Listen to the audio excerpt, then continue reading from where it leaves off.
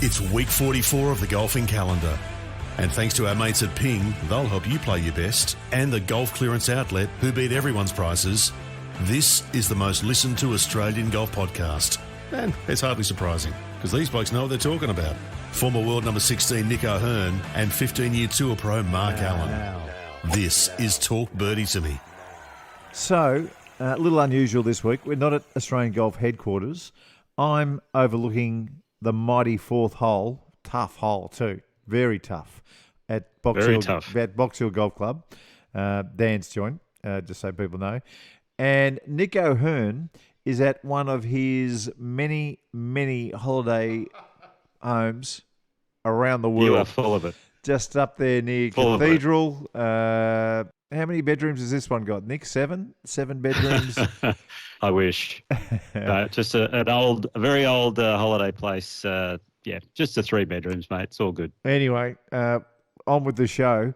I turned the TV on Monday morning and I saw Vajagas at the top of the leaderboard. And I'm thinking to myself, oh, well, that must be Camilo's cousin or Camilo's second brother or some other Vajagas that I've never heard of, because Camilo's finished.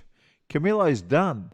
He's no longer playing anymore. I mean, every time he plays, he misses the cut by 15 shots. So I'm just completely assumed that it's not him. But I'm here to say it was him, Nick. It was Camilo Vajagas. He's come back from the dead. Well, him and Matt Kuchar, they were both leading down the stretch. So do you know who won though, Mark? No, I've got no idea. I've been in the you don't. I've been in the garden all morning, so I don't know. I don't know. Okay. Who won? What happened? So, Erik Van Rooyen, the 33-year-old South African, who wears funny pants. He wears funny pants. He's got the weird Gary McCord moustache. Yeah. Finished birdie eagle to shoot 8 under 28 on the back 9 to win. He shot 28 on the back.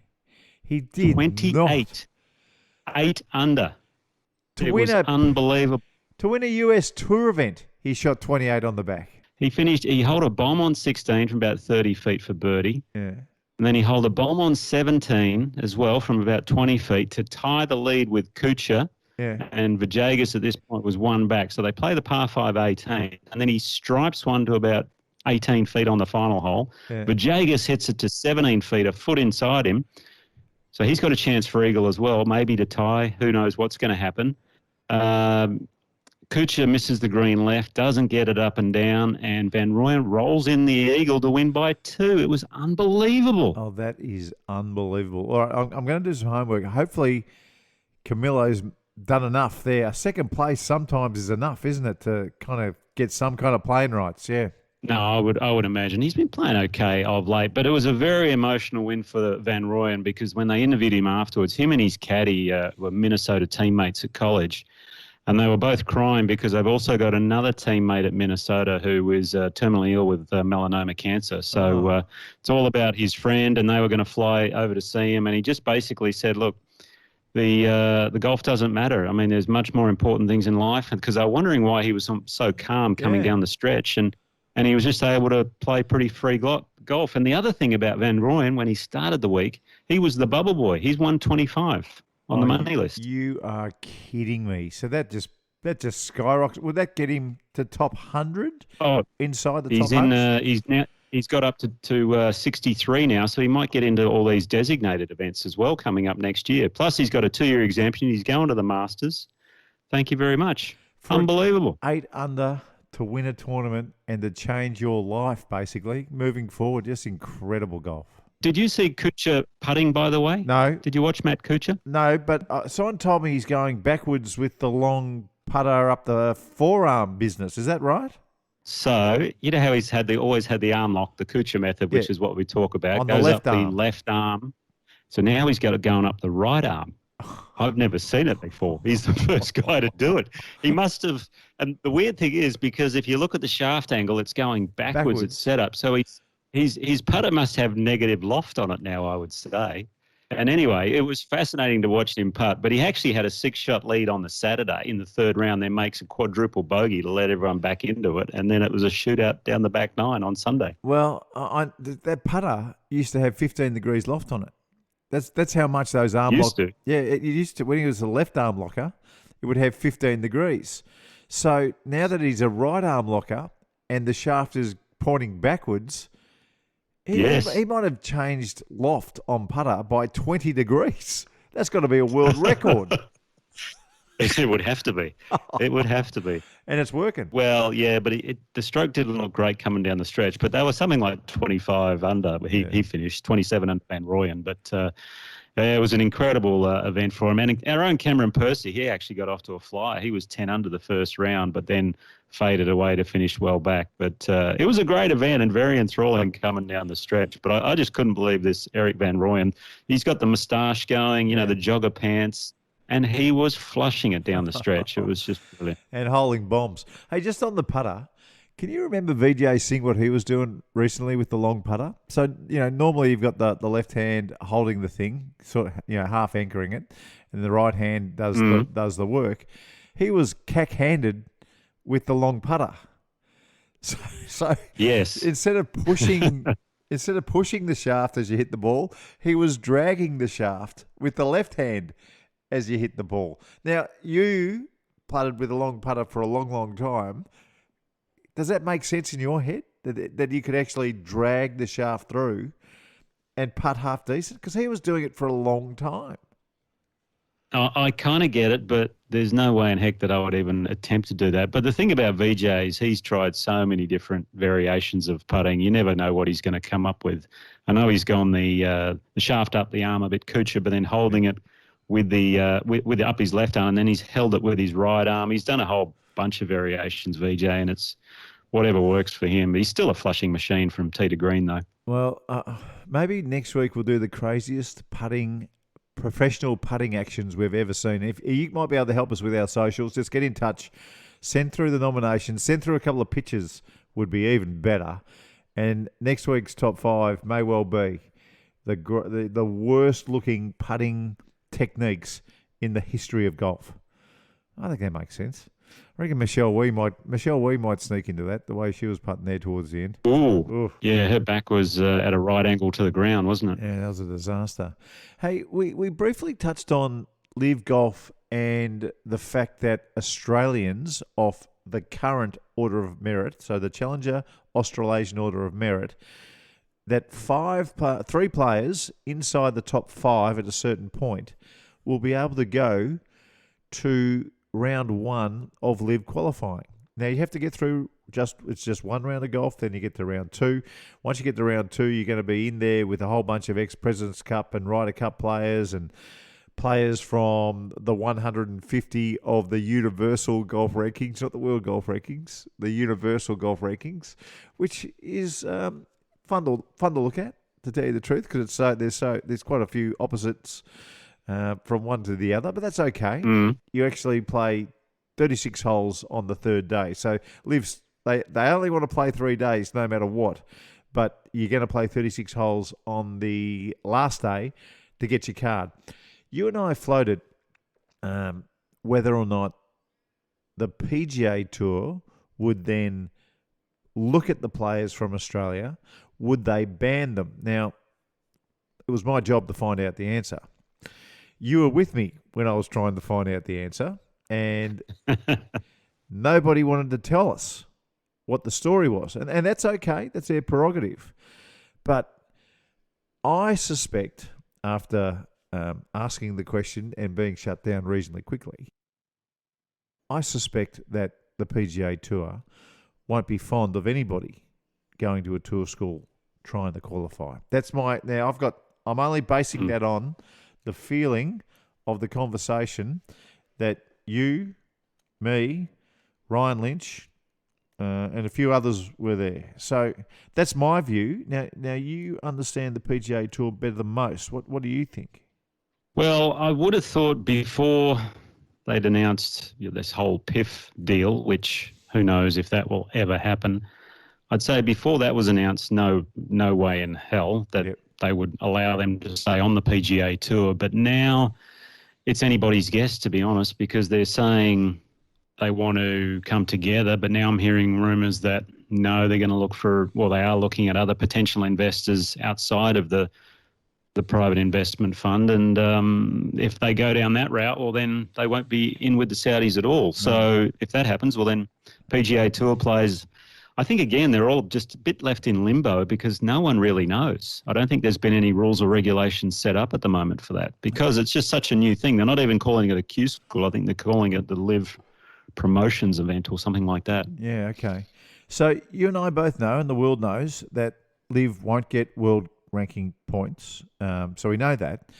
The only reason they wanted world ranking points was that so some of their players, some more of their players, would be able to play in the majors. Correct. We spoke about this last week. It would have been really, really easy for the 4 majors to put aside 3 or 4 spots for LIV players.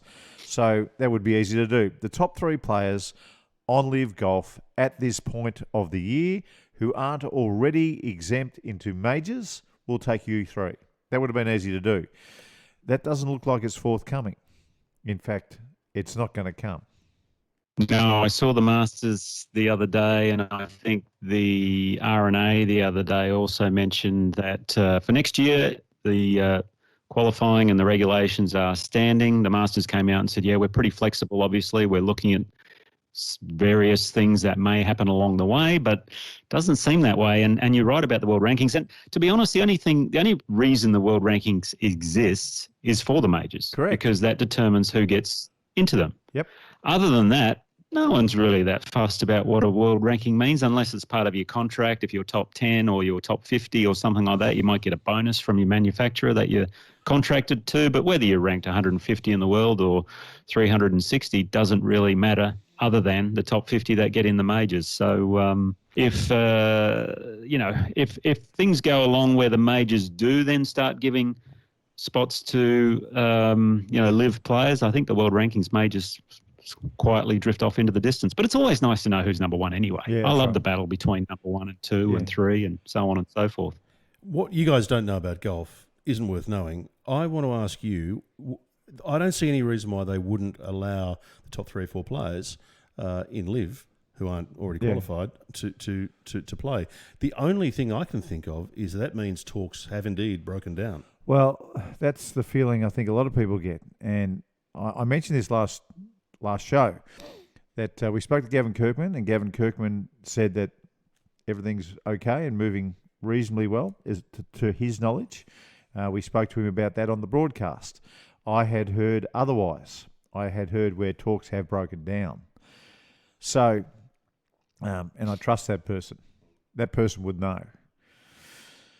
Anyway, it's like we've got to know at some stage really, really soon, Nick, what is happening next year. LIV's schedule's still not out for next year. It's not out. So everyone's waiting around. The agreement to agree, I mean, they could have agreed on something.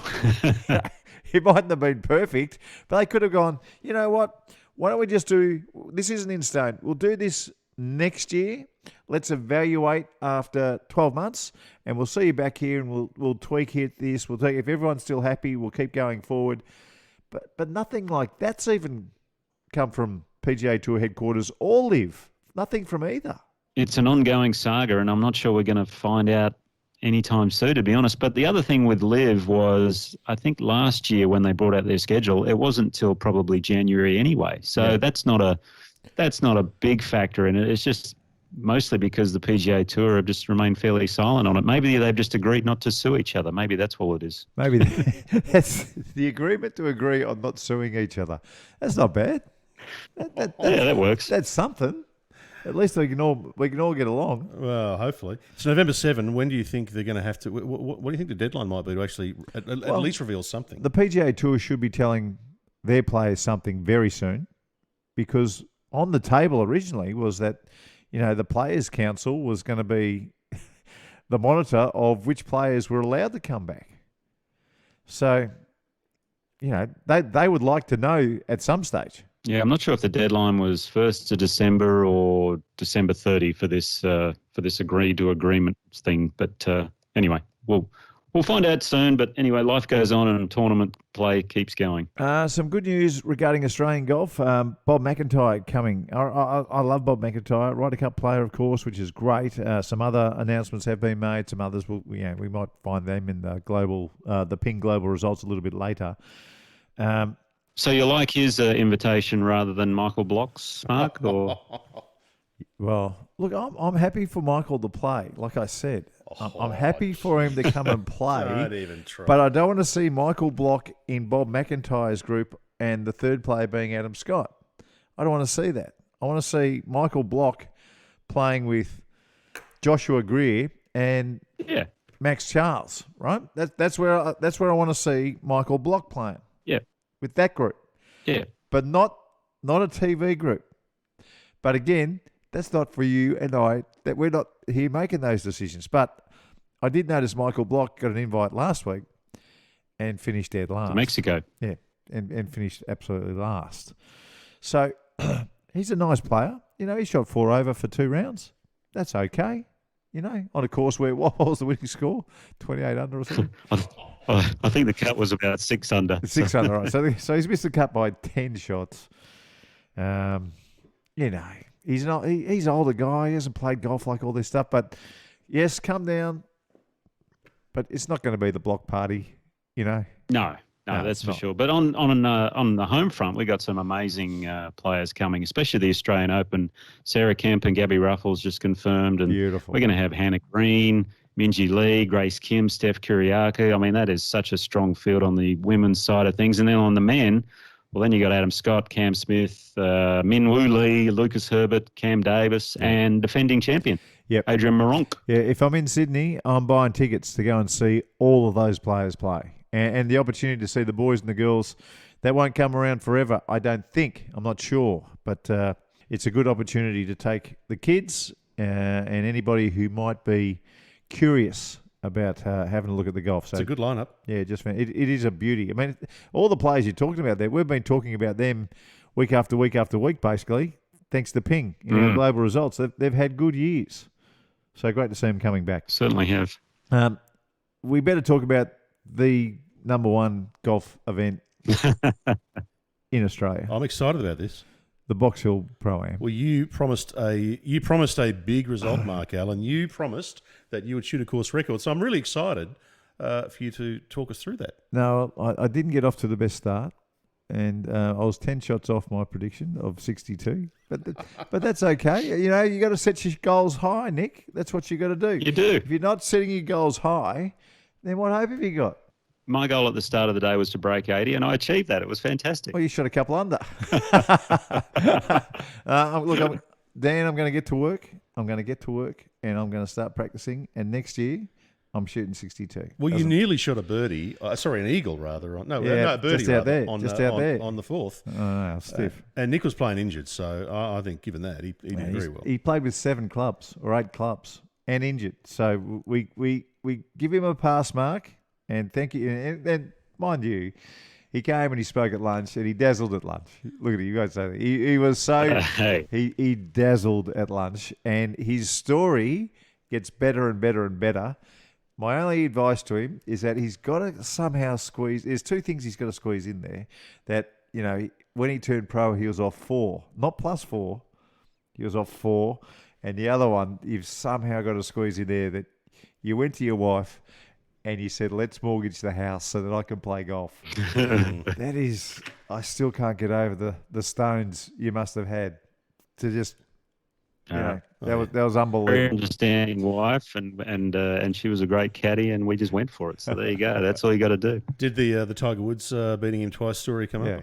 Yeah, I'm sure. Yeah, that always comes up. No, it's good. He just kind of he actually now he doesn't lead with it. He bleeds that in at about 7 or 8 minute mark. So he's actually got a very nice little thing going now when he goes and does his talking. You got to tell. It'd be like going to see Bruce Springsteen and he didn't play Born in the USA. That's right. You got to have it there. Yeah, you'd throw an orange at him if you didn't. He would not be able to leave the stadium.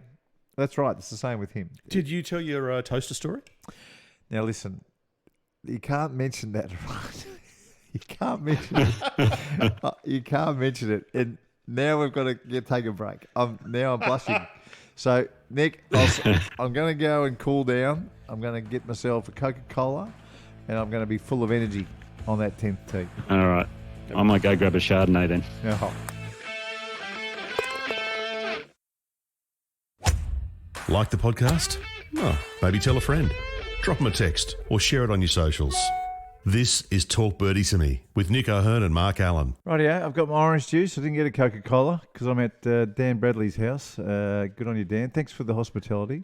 And by the way, you need to put a gate in the back fence so you can walk out and just have a bit of a chip and a putt on the 4th green at Box Hill Golf Club. Oh, I know. Well, so when you guys are playing in the Pro-Am on Friday, I jumped the fence. And I'm thinking, I've been thinking about putting a gate in. I've got to do it. I've got to do it. Well, I know people at Box Hill, so if I can make it happen for you. What? They'll pay for the gate? No, they'll allow you to put a gate in the fence. I wasn't going to ask permission. I was just going to do it. And Nick O'Hearn, of course, is close to Cathedral in a mansion up there. How's the moat looking in that house at the moment? You got rid of all the alligators out the front, have you? No, just a lot of grass to mow at the moment. Yeah. You know the thing, we're missing the headline here with where Nick is, and I don't think you're aware of this, Mark. He's not sitting in a palatial big lounge room with a lovely view. Nick, can you tell us what room of the house you're doing this podcast from? I'm sitting in my daughter's bedroom, actually, because she was on a Zoom herself. And, I'm sitting on the floor and doing it in style. So his daughter's got the table in the lounge room with a Zoom, probably with a couple of mates, and Nick's been banished to the bedroom. Oh, yeah. Too good. I live with 3 females, so I'm done. Okay.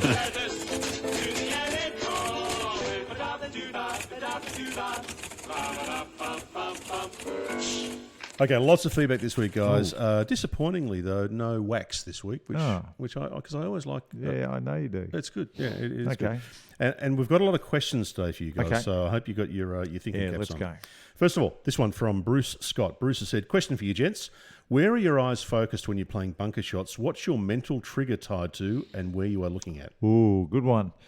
This one's a bit, I always tell people in this situation, it's a bit like when you're going for a long drive.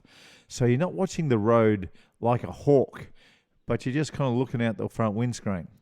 And I think that's what you do with all golf shots. This is just my view. I think you can get stuck on watching a point. I think it makes you tense.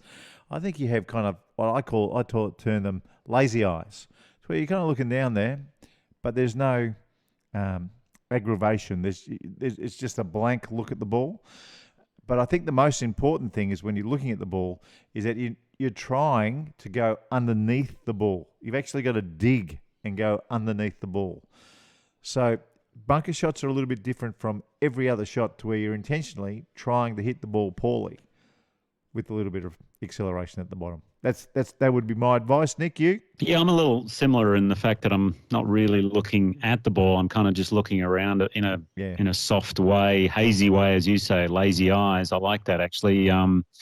But I actually do that for all shots. Even in my backswing, I'm not really, as I take the club away, I'm almost following the club back for the first few feet. I'm not even looking at the ball. And then just before I start the transition, the eyes return to the ball and away I go again. But I'm not really looking at anything very specific. I'm just seeing more of an overall picture of it. Yep. Yeah. Dave from Haileybury, I think. Hey guys, love the show. I listen to it every Wednesday to and from work. Now I don't know if that means he listens to half in the morning, half at night. Maybe he's got a short trip. Or listens to it twice. Who knows? What are the best games to play within a group of 3? There's split sixes, but are there any others that are worth playing? Cheers, boys. Dave. Righto. Yeah, look, there is split sixes. It's not bad. But I used to always like Hammer. Did you ever play Hammer over in the States? Hammer was always a reasonable game. What's Hammer? Well, Hammer. All right. Well, I'll give you an example. Now I'm kind of big note in here, but I used to play all my practice rounds with David Duval when I was on the Corn Ferry tour. Nice. Because when I went over there, it was called the Nike Tour back then. I had a pocket full of money because I'd been playing well, and he was the can't miss American in the tour school, which is ridiculous because of course you can miss. Anyone can miss the tour school. It's bloody hard. But he had signed a $1 million contract, US dollars, which was unheard of back in 1994, with Mizuno. So he had money to spend, I had money to spend, and we used to play $100 a hole Hammer. So what would happen is you stand up on the first tee. It's $100 a hole. I would hit one out to into a fairway trap, and he'd flash one right down the middle, and he'd look at me and just make the little hand signal hammer, which meant the bet doubled. Now I can either accept the bet or he gets my $100. Mm-hmm. So the brilliant part about this game is you get in that bunker and you hit your 6-iron to 6 feet. And then you look back at him and you go hammer before he hits, because my $200 bet's just gone to $400. Jeez. And of course, he looks weak as water if he doesn't accept. So he accepts, and then, he might hit it to 20 foot. He holds it, and then he'll go hammer. Then I've got a 6 foot. I've got a 6 footer for $800. So you don't start at $100 if you're playing hammer. No. But if you start at $1, if you start at $1, it's good. But gee, it used to get you ready for Thursday. And he was mean. I lost so much money playing the day. I kind of knew who he was, but my thinking was, I'm me. I'll be right. I'll fix this bloke. I'll fix him. But he used to take 2,000 or 3,000 off me most weeks. Jeez, the bugger. Yeah. You can actually play individual match play against both of your opponents. That's another game that you could probably play, or individual stroke play. Yep. But as far as 3-mans go, I don't know. You can play hammer against the other two. You can do whatever you like, but that would be confusing. Anyway. Yeah, a little bit. Message from Jeremy Bottomley. Jeremy said, "Hey team, quick question with regard to the lithium battery discussion on a couple of pods ago. Yeah. Was the charging ban at the Sandbelt clubs put in place prior to what happened at Easton, or because of what happened at Easton? They're quite popular at our little country club in central Victoria." Absolutely, because of what happened at Easton. Was it? Kingston Heath, everyone's got to take their lithium battery home, and Box Hill Golf Club, where we are, everyone's got to take their lithium battery home, and it's all because of the Eastern Golf Club. So they think what happened was that, in the charger, when the battery knows it's full, the charger's supposed to turn off. But if it doesn't turn off, if something goes wrong and the charger gets hot and it just doesn't turn off, it just keeps on charging and charging and charging this thing. So it's not so much the lithium battery that's the issue; it's the charger. That if one of the systems go wrong in that little thing, that's when the lithium battery can explode. So for people who maybe missed that news, that was about the Eastern Golf Club in the Yarra Valley, burning to the ground, really. Yeah. Terrible. Images unbelievable. Tim Clark's messaged us, "Hey boys, I'm into the final of my club handicap match play event next weekend. Yeah. I'm seeking one great tip to practice this week, not for my benefit, but just so Nick has a chance to tell us again how he beat Tiger twice." Nice, Tim. Nice. Oh, dear. We've got to start giving prizes away for the best feedback. That's a ripper, that one. And You do. I'm going to put it on Sam at the Golf Clearance Outlet that we give away one of those $13 gloves every week to the bet. I'll see what I can do, but that'd be great because we should have a prize for best question or best best rip of the piss. Best rip of the piss, whatever it might be. we need something. So Tim's after one tip, and Nick, you're probably the man. I'll give him one simple and easy tip, and it's very, very obvious. And the strategy, I'll talk about Tiger that I went in against him was to get ahead early. Very simple. Be ready from the first tee. That's a real key in match play. I think a lot of people trying to ease their way in, but if you can try and win that first hole, get the lead early, all of a sudden your opponent's on the back foot. So preparation-wise, before you reach the first tee, make sure you're fully engaged, fully locked in, and ready to go. Don't try and ease your way into the match. So there's the tip for Tim, and I hope it works. Get that lead and stay ahead. It's funny you say that. It worked for me. I reckon you're right. I reckon a lot of people, they're nervous on the first tee, and they're counting on actually getting rid of those nerves after about 3 holes. But you're spot on. Oh, yeah. You're absolutely spot on. You should be ready to go. Oh, yeah. You want to just bash this bloke, whoever you're playing, on the first hole. Let's go. I always remember shaking whoever's hand I was playing, and I'm saying, hey, good luck today. But internally, I'm saying, mate, I'm going to crush you. Yeah, there you go. Good advice. I like it. Speaking of Tiger, that video that I think it was you, Mark, shared of Charlie Woods, his driving action this week, I think it was a couple of days ago on the WhatsApp group. Amazing. It's now getting stupid how good his golf swing is. And I'll put it to you this way. It's a cross between Tiger's and Rory McIlroy's golf swing. I feel like it's Tiger's backswing, downswing, probably impact, but it's Rory's follow-through. Yeah. It's just incredible how good it is. So it's in your top 5 now, Mark? Yeah, it'd be in one of my top 5 best swings somewhere. Yeah, And was he 14 or something? 14. Jeez. He's 14 years old. That's outrageous. Now, you mentioned the golf clearance outlet a second ago, Mark. Yeah. Message here from Brad Newson. Brad said, which club did you guys recommend from the golf clearance outlet in last week's podcast? Well, I tried them on when I was in there, and they're as good as anything you'll buy, anything. But they were $13. So you can get 3 for $39. That's the deal. So Cabretta leather. The Pro FX Cabretta leather glove. It is a beauty. I mean, I use FootJoy gloves and I love them, and they fit my hands so well, and they last, and they're great. So do But if you're looking for a cheaper option, this is it. There you go, Brad. Yep. Message here from, well, actually, it doesn't say who it's from, but the the name on the Twitter account is Asset Recovery Services. It's very formal, isn't it? Yeah. Now, Asset Recovery Services Yes. has said, hey, Marco, it was a bit sad to watch Andrew Kelly today playing without he wrote this a couple of days ago, playing without a caddy. You mentioned earlier on in a couple of podcasts ago that a good caddy is worth 3 shots around, and that's exactly the number he needed. Yeah. And 3 shots, I think I said 3 shots in the rain. So that's just the rain. It might be 4 shots altogether. You know, I really think just, particularly in the round on the weekend, Saturday and Sunday, you know, you've already played probably a Pro-Am. You've already played maybe a practice round.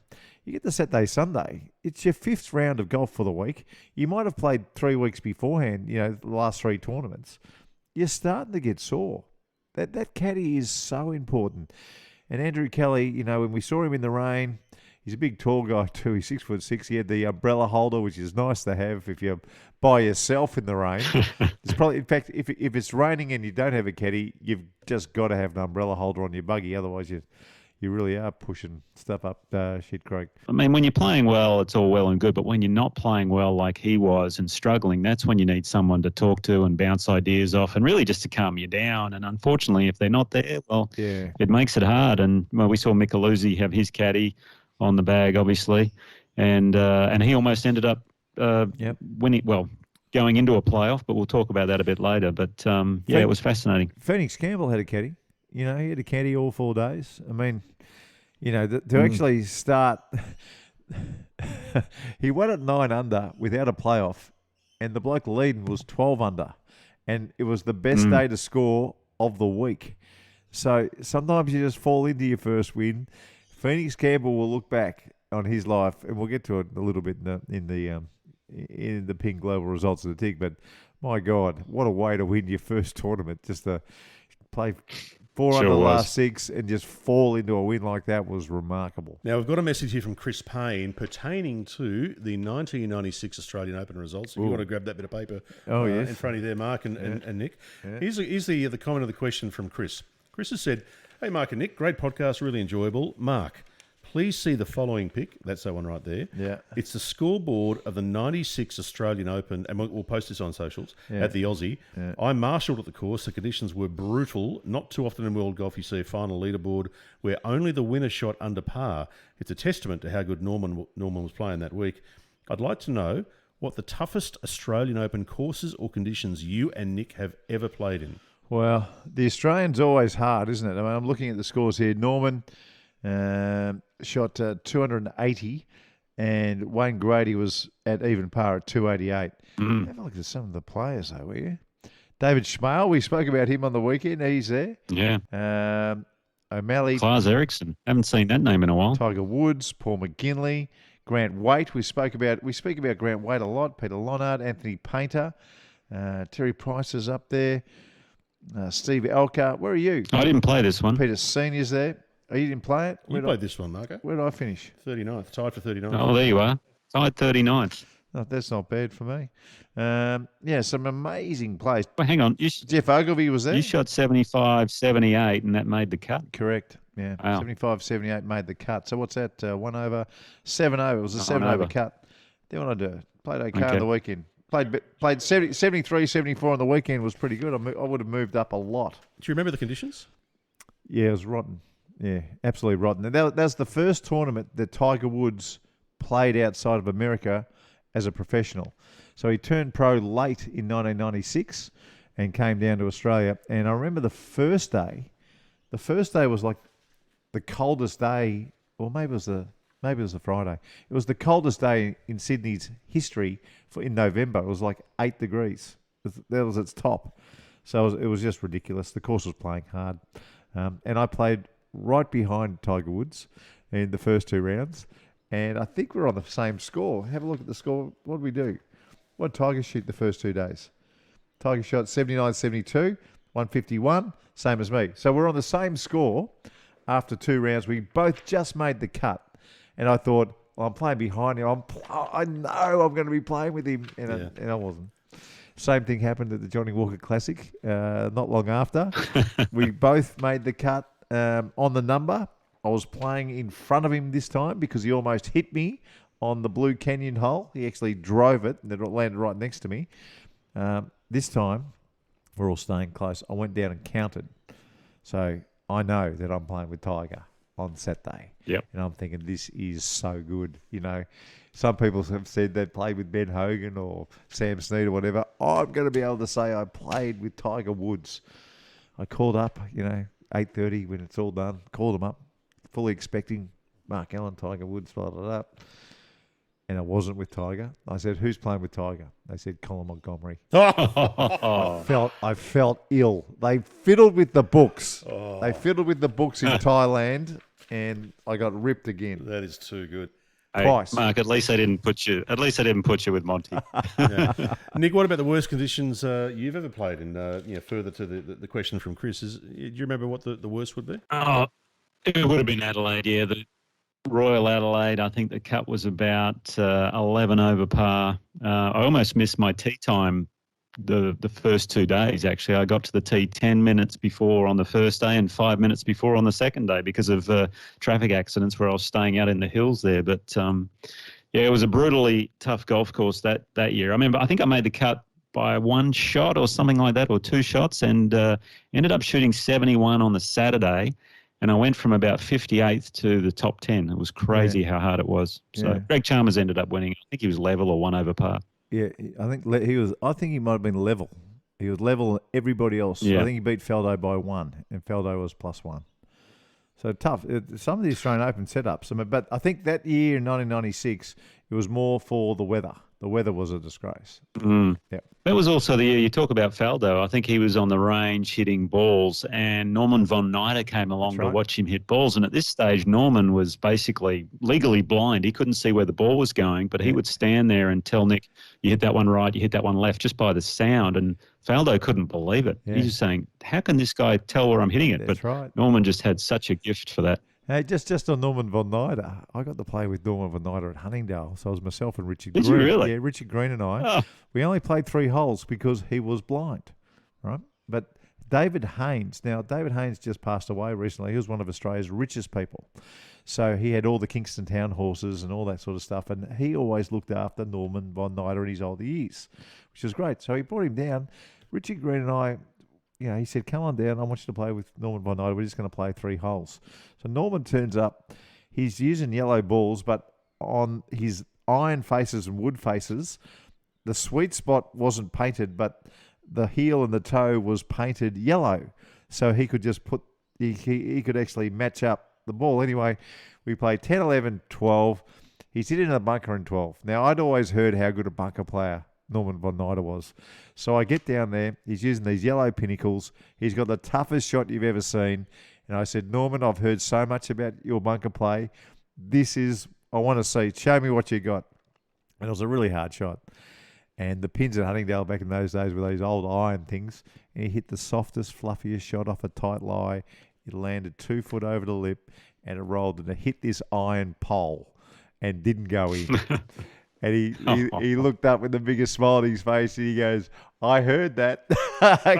he couldn't see where the ball was, but he knew he hit the stick. And Greenie and I, Richard Green and I, we just couldn't believe what we had just seen. A blind man hit the hole. Incredible. And the ball just stayed on the front edge. Incredible. That is impressive. Just a little bit more feedback before we move on to the Ping Global results. A lot of feedback on the Box Hill Pro-Am, boys. Oh. Yeah. And pretty much all on one theme. What do you think it could have been? Nick shooting 2 under. Nick's score. I don't know. It could have been Mark's attire from what I saw. Ah, interesting. Well, Why? here we go. I thought I was dressed nicely. Jared has said, was the power out when Mark got dressed this morning? What? Legend of Sunshine has said, that jumper is total flog apparel. What? Johnny Dapperchi has said, this is the Ray Mack effect. Oh, yes, there's a bit of Ray Mack in that jumper. I'll give him that. Johnny Dapperchi, yeah, I played with a bit of golf with him down at the National. Great guy. Yeah. Evan Gale has said, he looks like one of those white post markers on the side of the road with the red reflective sticker. What are people talking about, Oh, mate? hang on, there's I look more. like I've just walked out of a Gazman pamphlet, mate. It's a Gazman top, Gazman pants, nice cream pants, white FootJoys, a FootJoy shirt. No one's I was talking about looking the at shirt. $1 million. No one's talking about the shirt or the pants or the shoes. Hey, Mark, I thought you looked very stylish, but I knew you might cop a little bit of flag. It's not like orange, like the workmen on the street wear orange. It was just a nice burnt orange. Well, here's one from Peter Brook. This will make you happy. Peter Brook has said, I love the jumper marker. Thank you. But then he's put a laughing emoji next to it. Oh, what a mongrel! And Cam has said, geez, he's got a fair bit of swagger about him with his remote control buggy. Oh. But I think the last word on the jumper goes to, and I think this person probably counts more importantly than anyone, because this person is a lady. Okay. Now, women know a lot more about fashion than blokes. I agree. And this is from Joe Lawson. Joe has said, I like it. Simple and sweet. Lovely. I love you, Joe. So there you Thank go. you. Well done, Joe. Final bit of feedback here, guys. This is in response to a video that we put on social. This comes from Troy. We put the video on social, and Troy said, hey, gents, it'd be great to get your thoughts on this putting grip that seems to be becoming popular. Is it new, is it old, or is it back in vogue? No, I had a good look at this video. I'd never seen this. I'm not going to say contrived. What's a good word? It's a very technical, almost, I don't know, it's almost like a trick that you play with your fingers somehow. But when the finished product, when both hands were actually on the putter grip, I thought, that looks pretty cozy. Not too bad at all. It would be quite technical doing it each time, getting the fingers right. But the finished product, if you could put your hands on it like it every time, not an issue in the world. Go for it. Yeah, I've seen players. I've seen the finished product grip the putter head like that before. I might even have thought someone like Matt Fitzpatrick might have done it at one point or another as well. But I've never seen, the way he did it, the way he was wrapping the fingers around and all of that. It's like he's playing that church game with your fingers or whatever, with the steeple and everything That's like right. that. But it gets the hands working together. So I'm with you. Well, that's the feedback, guys. We love getting it, so make sure you do let us know on the socials or leave a voicemail at talkbirdietome.com.au. Now, I think it's time for the Ping Global results.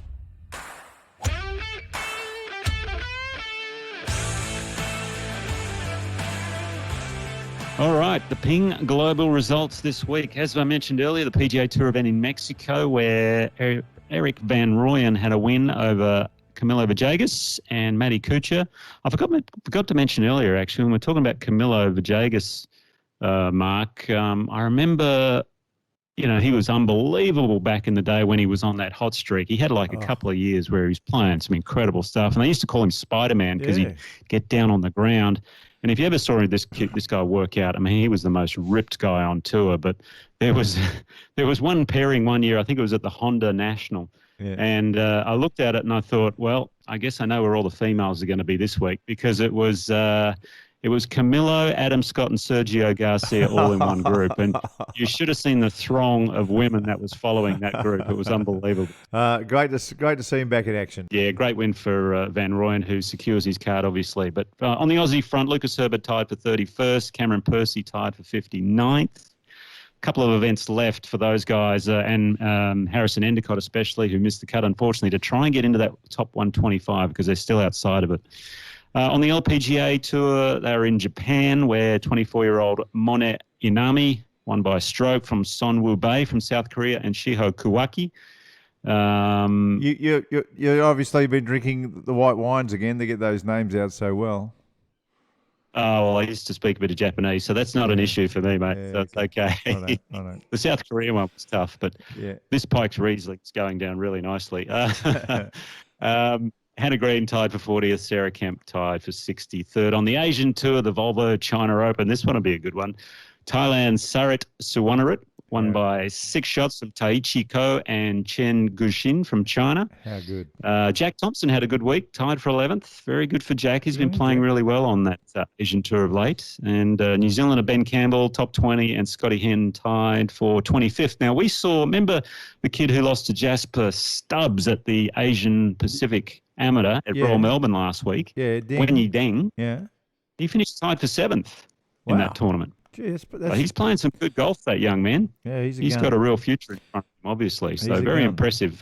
Brad Kennedy finished 6th in Japan on the Minabe ABC Championship, won by Keita Nakajima. I wonder if he's any relation to Tommy back in the day. But anyway, No, he's not. He's not. he's not. Okay. You just got to call it straight up. Fair call. No. I asked the question last week, and he's not. Oh, you did? Okay. Yeah. A couple of Seniors Tour results on the Champions Tour. Padraig Harrington, 7-shot win over Charlie Wee and Bernard Langer. Bernard Langer, 66 years old, second round, shot 63. Oh, Just 3 shots better than his age. How's that? unbelievable. He's a freak. He's incredible. He's a freak. Yeah. Rod Pampling, best of the Aussies, tied for 14th. Stuart Appleby and Steve Orker tied for 25th. They've got one more event until they do the massive payout of the Charles Schwab Cup, where all the money's going to Steve Stricker anyway. He's got that sewed up. On the Legends Tour in Spain, Patrick Sholand won. Michael Long had a good result, tied for 6th there. Best of amongst the Australasians. And then on the local front, actually, while we're still in Europe, let's go over there. We had the Q School, by the way, second stage of the DP World Tour Q School, where a couple of Aussies have advanced, Andre Lortie and Matthias Sanchez. Andre's a Kingston Heath member, right? Yeah, that's right. I saw a picture of his third round. He had 3 eagles in his third round, one being a hole-in-one. So he had a He had a hole-in-one. He had a 2 on a par 4 and a 3 on a par 5. Oh, my gosh. That's impressive. 2-3. Yeah, not many people would have had 3 eagles in a round, let alone 1 on a par 3, 1 on a par 4, and 1 on a par 5. It could be a world record, including a hole-in-one, yeah. Yep. That's impressive. But Sanchez actually was in a playoff and managed to get through, which is awesome for him. So he goes through to the final stage along with Andre.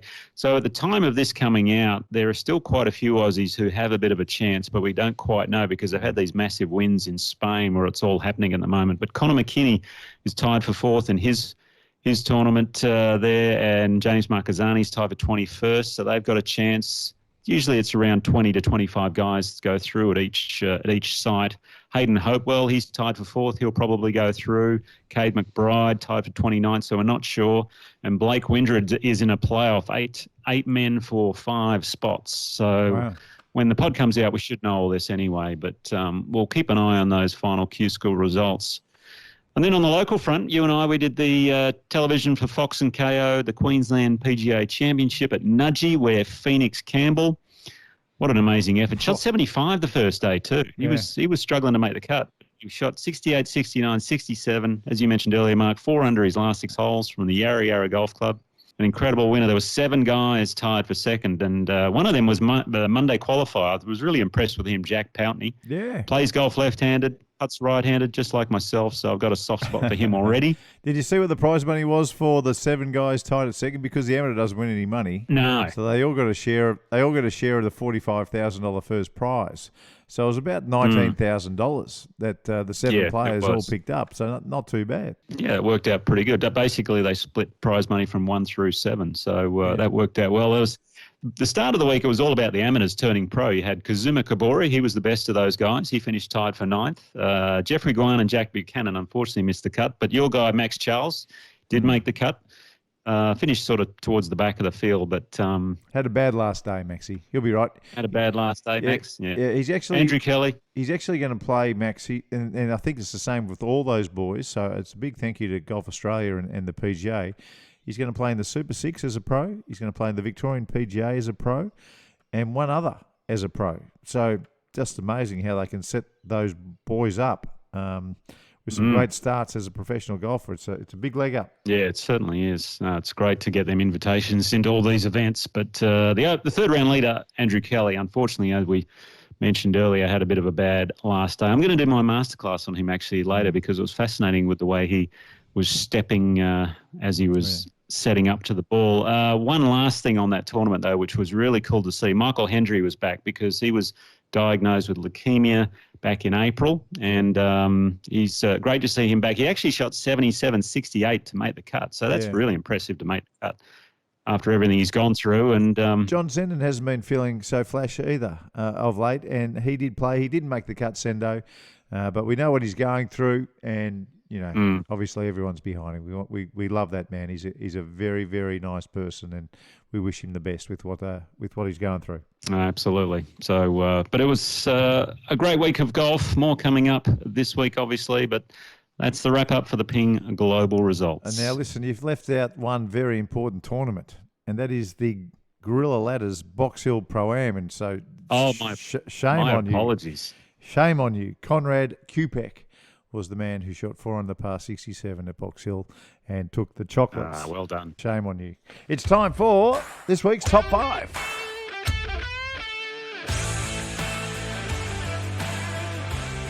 You're doing the masterclass on Andrew Kelly. I'm doing the top 5 on Andrew Kelly because he did have a very unusual way of starting his golf swing.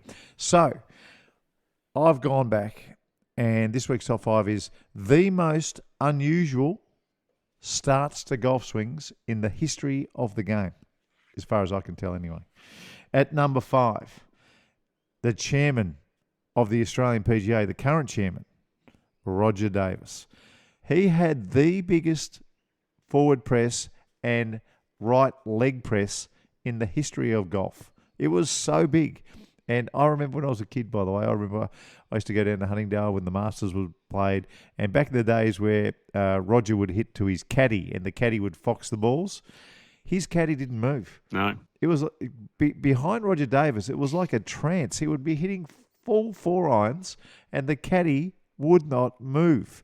And it's like that big forward press would just start the motion, the perpetual motion, and he would just look up at the right time and react to the ball. It was a really good way of doing it.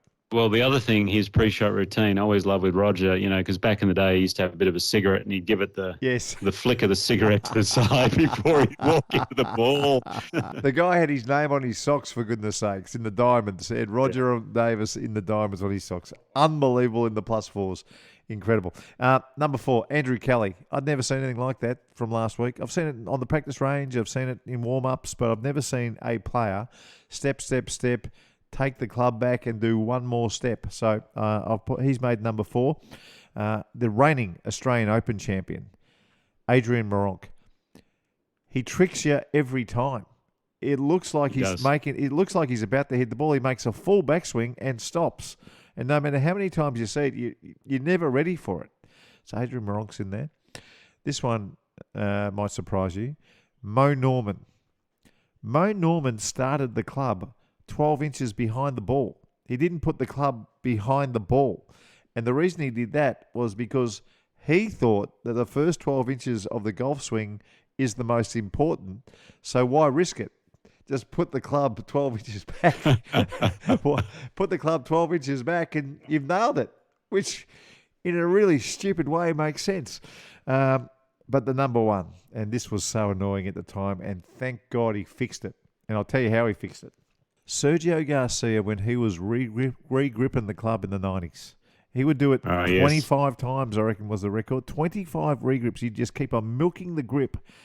And the way he beat it, because he ended up learning to, when he was waggling, to look at the target. What he was doing wrong, he was doing his waggles and looking at the ball.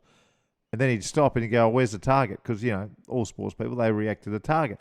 So he would waggle, put the club down, and then look at the hole. Then he'd come back and he couldn't start from a still spot. So he'd waggle again or milk the club. They went round and round. Finally, he learnt to waggle while he was looking at the target, and it fixed it overnight. Amazing. Beautiful.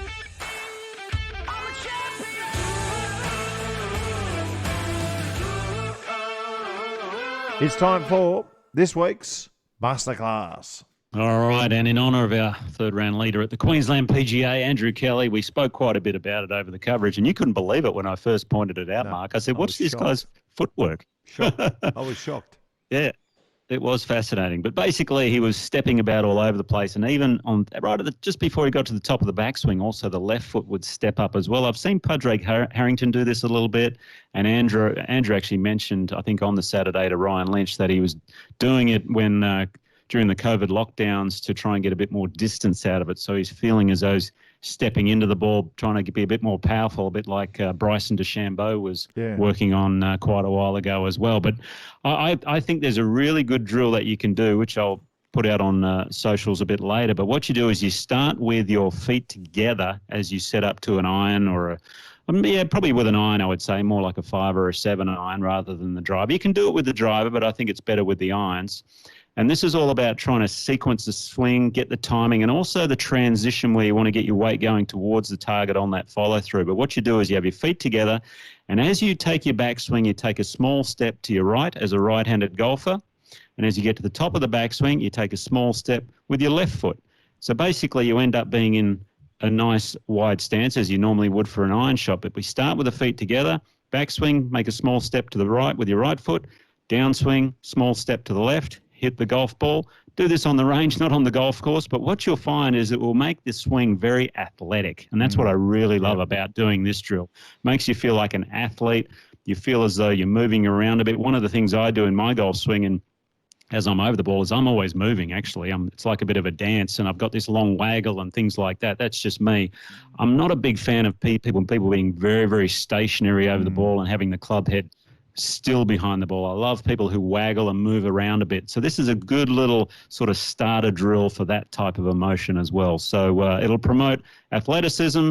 It'll help the hand-eye coordination because it does take a bit to try and get the ball solidly every time doing it. But the other thing it'll help is that transition from the top of your backswing into the downswing through the ball. You really feel as though you're compressing that ball and getting all the weight shifting towards your target. I've never done it, but I can feel it in my mind that would be a really good thing to do. Well, you know what I'm going to do? I'm going to head out to Cathedral this afternoon and I'm going to get Alana, the best videographer there is, and I'll say, Alana, can you film me doing this little drill, and we'll pop it on the socials later. Good on you. Enjoy yourself up there.